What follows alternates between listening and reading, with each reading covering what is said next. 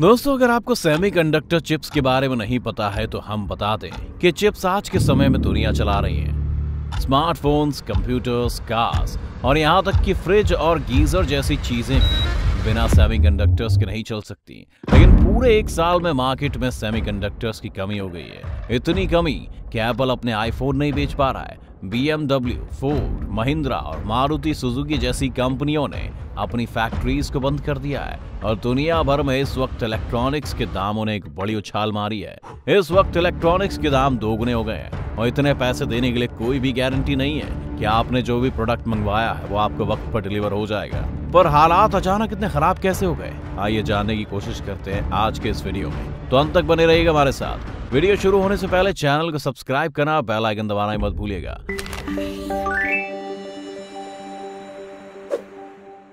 दोस्तों, semiconductor shortage का सबसे बड़ा कारण बना लॉकडाउन। दुनिया भर में लॉकडाउन लगते ही कंपनियों को लगा कि अब उनके प्रोडक्ट्स नहीं बिकेंगे और सोनी और एप्पल जैसी कंपनियों ने अपने सेमीकंडक्टर चिप के ऑर्डर्स कैंसिल कर दिए। लेकिन जैसे जैसे लॉकडाउन बढ़ता गया, लोगों को घरों से काम करने के लिए कंप्यूटर्स, एंटरटेनमेंट के लिए नए टीवी और गेम स्टेशंस की जरूरत पड़ने लगी। लेकिन ये सभी कंपनियां अपना प्रोडक्शन बंद कर चुकी थी और बढ़ती डिमांड को देखकर उन्हें जल्दी से नए ऑर्डर्स देने पड़े।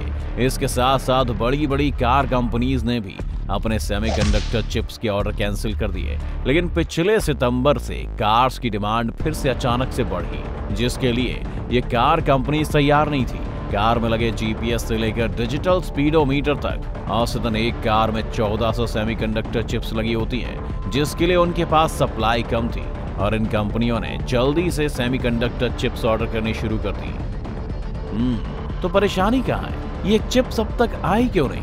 दरअसल सेमीकंडक्टर चिप्स को बनाना उतना भी आसान नहीं है। सबसे पहले तो एक सेमीकंडक्टर चिप बनाने के लिए लगभग 18 हफ्तों का वक्त लग जाता है। फिर उसकी टेस्टिंग से लेकर असेंबली और डिलीवरी में 6 हफ्ते और लग जाते हैं, और ये हम कम से कम वक्त की बात बता रहे हैं। तो इस तरह सिर्फ 3 महीने ही एक चिप को बनाने में खर्च हो जाते हैं और हर दिन लगभग 1 लाख करोड़ सेमीकंडक्टर चिप्स की जरूरत दुनिया भर में रहती है। लेकिन एक सेमीकंडक्टर चिप फैक्ट्री खोलने के लिए लगभग 70,000 करोड़ रुपए का इन्वेस्टमेंट लगता है, जिस वजह से दुनिया में सिर्फ कुछ ही कंपनियां हैं जो सेमीकंडक्टर्स बनाती हैं। आज दुनिया की सबसे बड़ी सेमीकंडक्टर कंपनी TSMC है, जो Apple, Toyota, Sony, Qualcomm, Microsoft, AMD, Nvidia और इंटेल जैसी कंपनियों के लिए सेमीकंडक्टर चिप्स बनाती है। अमेरिका ने इस बीच चाइनीज कंपनी SMIC को अपने यहाँ पर बैन कर दिया था, जिस वजह से इस कंपनी से जुड़े ब्रांड्स ने भी TSMC का दामन पकड़ लिया।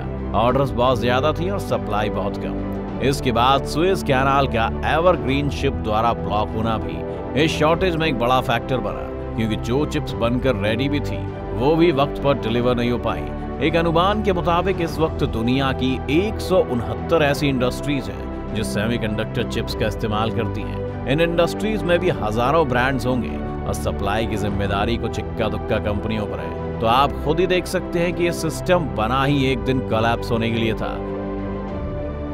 इसके अलावा प्राकृतिक आपदाओं ने भी अपना अलग रोल इसमें प्ले किया।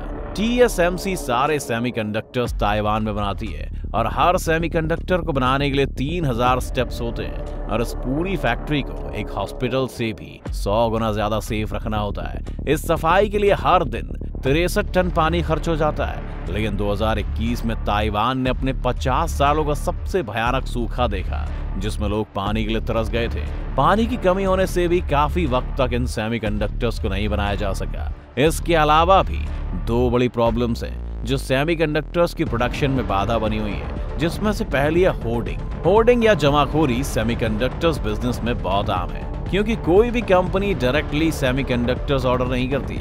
अगर हम टोयोटा का एग्जांपल लें तो टोयोटा अपनी कार के इलेक्ट्रॉनिक पार्ट्स के लिए पैनासोनिक पर निर्भर है।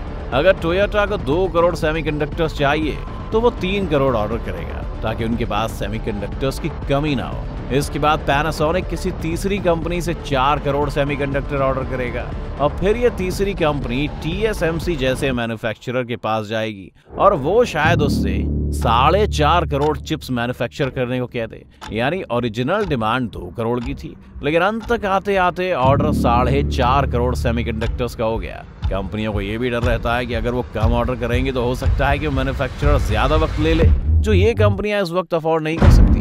सेमीकंडक्टर शॉर्टेज का अगला कारण है स्पेशलाइजेशन।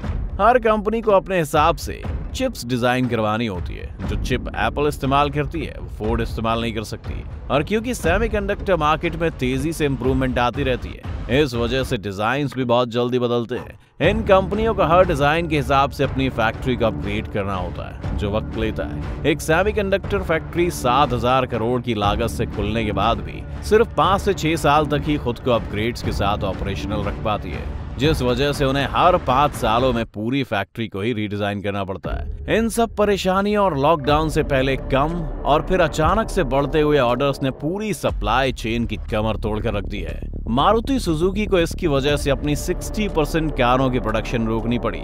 महिंद्रा ने भी 20 से 25% तक अपनी प्रोडक्शन को कम कर दिया है। फोर्ड और BMW सभी का यही हाल है। अब पूरी ऑटोमोबाइल इंडस्ट्री अकेले इस वक्त 8,15,000 करोड़ रुपयों का नुकसान झेल चुकी है। फैक्ट्रीज में कार्स बनकर तैयार खड़ी हैं और इन्हीं सेमीकंडक्टर चिप्स का वेट कर रही हैं। इन कार्स को बेचे बिना आगे नई प्रोडक्शन नहीं शुरू की जा सकती। इस वजह से कई कंपनीज ने अपनी वर्कफोर्स को भी कम कर दिया है और कई लोग इस बीच बेरोजगार हो गए। इस वक्त दुनिया में 40 लाख कम कार सिर्फ सेमीकंडक्टर शॉर्टेज की वजह से प्रोड्यूस नहीं की जा रही है। कई कंपनीज ने तो इससे बचने के लिए अपने स्पीडोमीटर से लेकर हर वो चीज जिसे डिजिटल होने की जरूरत नहीं है उसे फिर से एनालॉग करना शुरू कर दिया है, जिसमें होंडा और शेवी जैसी कंपनियां शामिल हैं। एनवीडिया जैसी कंपनीज भी अपने ग्राफिक कार्ड्स डिलीवर नहीं कर पा रही है। पिछले 1 साल में ग्राफिक कार्ड की कीमत दोगुनी हो चुकी है।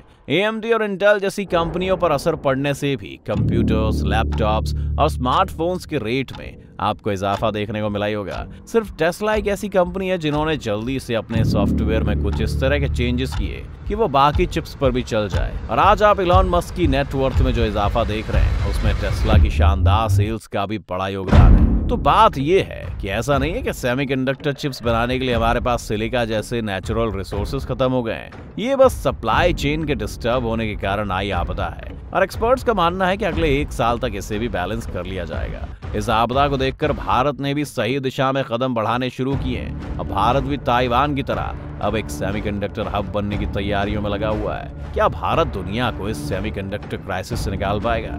आपको क्या लगता है? अपनी राय में कमेंट्स में लिखकर जरूर बताएं। साथ ही अगर आपने कुछ नया सीखा हो और आपको ये वीडियो पसंद आया हो तो इस वीडियो को लाइक करना और चैनल को सब्सक्राइब करना ना भूलिएगा।